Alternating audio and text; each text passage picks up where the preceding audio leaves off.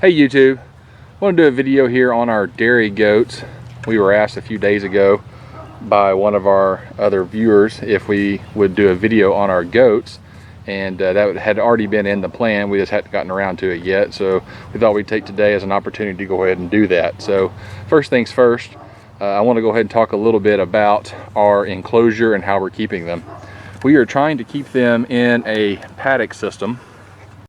What we're trying to do is keep this center enclosure with this big pallet shelter as the main area, central area, and build our paddocks off of this.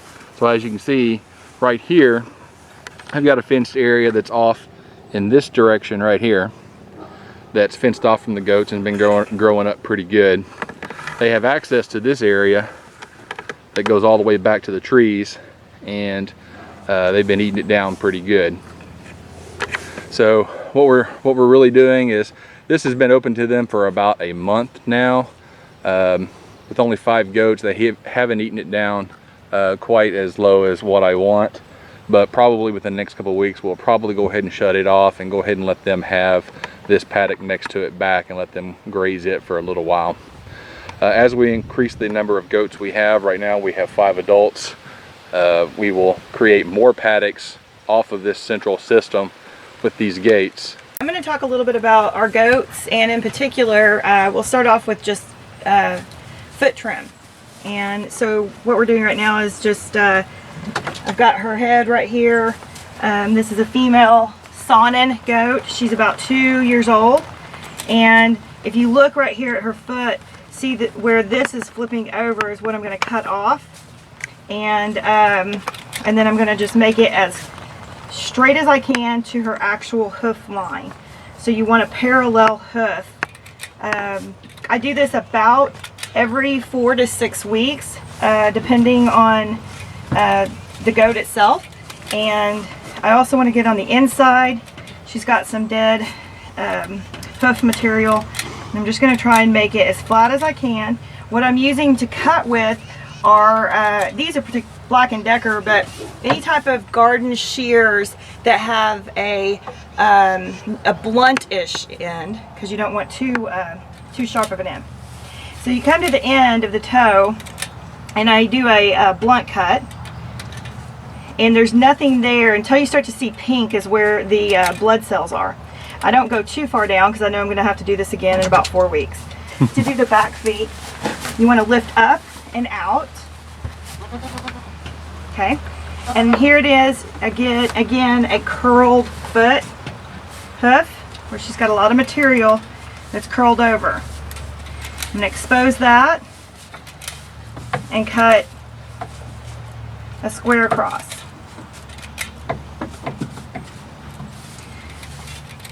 While I'm doing this, I can talk a little bit about what breed she is. She is a Saanen. That is a dairy goat.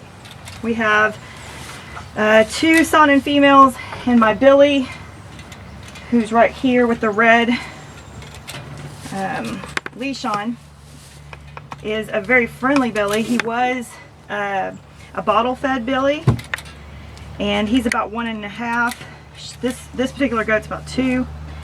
And you can also see right back here, she's got hard, old, some growth right here. You can also shave that off as well if you need to. That's something that doesn't have to be done very often. Again, trying to get the insides to where her foot is going to have a nice flat surface. If you do get too deep into a foot, you'll have blood just like you would cutting the toenails off of a dog or a cat, and you can use the exact same powder. It's a stop powder that you can buy at any pet store to stop the blood flow there.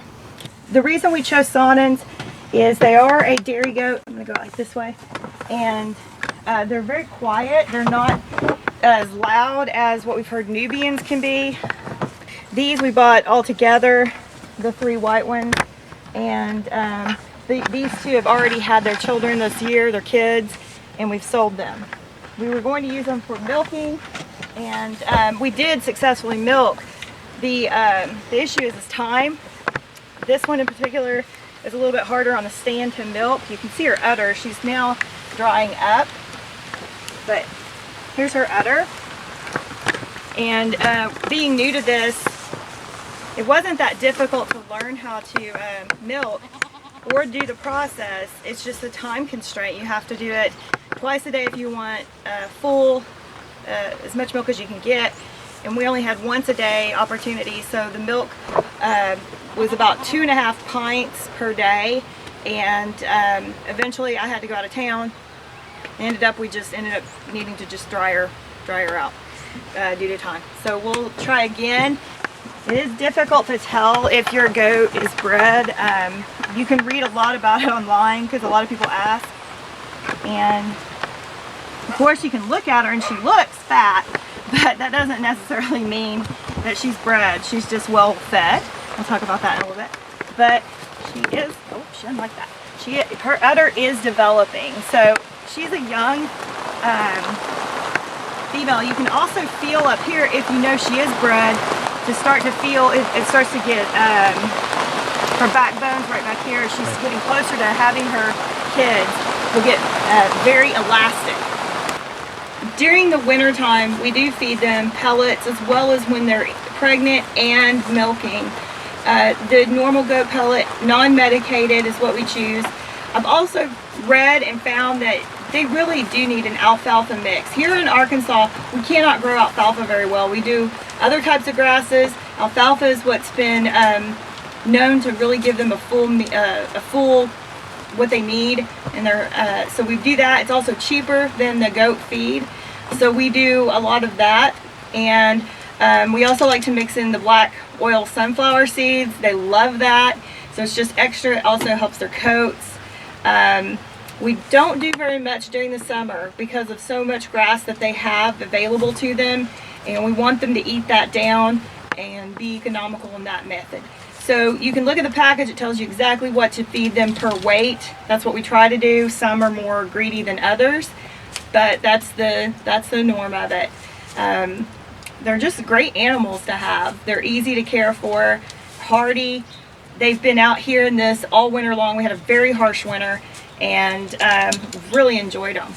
I also wanted to mention on their food and dietary supplements, we use a couple different methods of giving them a little bit of a dietary supplement. They need a copper in their diet, so if we're feeding them a lot of alfalfa or just pasture, I do try different kinds of things to add the salt and copper intake that they'll need. One form is a block, and you can see this one has come apart. If you put it down for them, it'll also mold on one side, so I don't think that's the most effective method, but they will come by and lick that as needed. Another form is, and they love this, looks just like their food pellet. It is a supplement. It comes in a small bag, and it's about $10. The same size bag also comes in a raw mineral form that looks like a hard coarse salt and pepper mixture, and again they can lick that. The problem there is if you leave it out, they can knock it over, it'll spill, and they won't take it off the ground. Another thing I wanted to mention is, again, on the package it'll tell you how much they need per week for their size. These are full-size goats. They'll get to be 135 pounds for a Saanen. My Nigerian Alpine Cross mix, I think they have a little bit of a dwarf Nigerian in them, are not going to get that big. This is their full size, and they're about 70 pounds. So you might want to consider that when you're looking at what type of goat to get. You can get miniatures and milk those as well. I enjoy this size. They're fun. They're not too hard for me to control. All right, now I'm going to a little bit about our fencing. What we've done, instead of doing traditional fencing, since we're new at this, instead of putting up regular fences where I'm going to put up all the T-posts and stretch the wire out and fasten it along, what I've done is taken a more modular approach. These are the 50-inch tall by 16-foot stock panels or cattle panels. You may see them at your different farm supply stores, Tractor Supply, Atwoods, Orchlands, all the ones we have in our area all have these. Depending on where you go to buy them and what time, whether they're running a sale or not, you may get them anywhere from $18 to $20. Sometimes you may be able to get them cheaper than that. I fasten these to the T-posts with T-post clips where I can. In the corners, I'm using like a 12 to 14 gauge wire, wrapping around candle panel, wrapping around the T-post. And the same thing where I've got two panels that overlap, I'm just wrapping them around. Now how I'm doing my gates, I'm not doing anything special for the gates themselves. All I've got, as you can see here on this T-post, the panel to the right is a gate, and here I've got the panel on the left fastened with the T-post clips, and then the other one is just fastened with a couple of U-bolts. And so then down here I've just got chains that are hooking this to the T-post and keeping it shut, and it does a fine job of keeping the goats in. The squares are wide enough for the goats to be able to put their heads through, but we don't have any with horns or with full-size horns. If we had the horns or had babies that we didn't have the horns off of, I would be leery of using a setup like this from a standpoint of getting their heads caught in the fence squares. But for our purposes, it works really, really well. I can do a little bit at a time and not have to worry about stretching out a fence over a long 100, 200 foot section. I can just come out, put one or two panels up, and that works really well for us. Most of the time I buy at 18 and get a few of them so that I can put up sections of fence. I've got 2 T-posts per panel, $3.50 a T-post. Really what we're looking at is about $25 to $26 for every 16 feet, which is, that's going to come in at less than $2 a foot of fencing. But I just like the modularity of it. I like the fact that I come out here and I can put up 48 feet or 64 feet of fence, given an hour or two after work. I can get that completed, come back the next day and do a little bit more. These stock panels are really sturdy.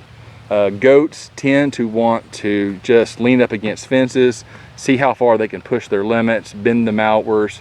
They're really strong and durable, and we haven't had any issues with any bent fencing where the goats are able to get out because of it. All right, YouTube, I think that's about all we got for today on the goats themselves. I'm gonna try to get another video put together on the pallet shelters I've built, how I did that, and what that cost was on the materials above the pallets.